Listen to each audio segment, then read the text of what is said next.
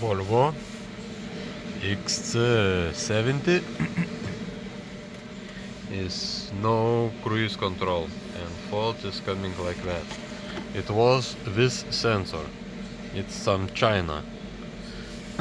Now I get original Volvo, installed it, and gonna see how. Oh, it's like this Volvo, and gonna see now how it gonna hold. Is it works or is it not working? Also must check clutch position sensor. Oh, like this, and see 35 and 80 full. Little strange, why is 35?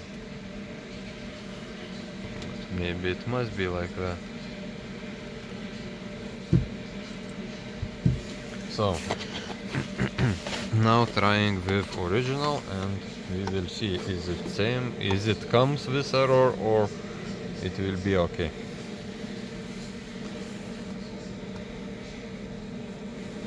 And because of that, cruise control is not working.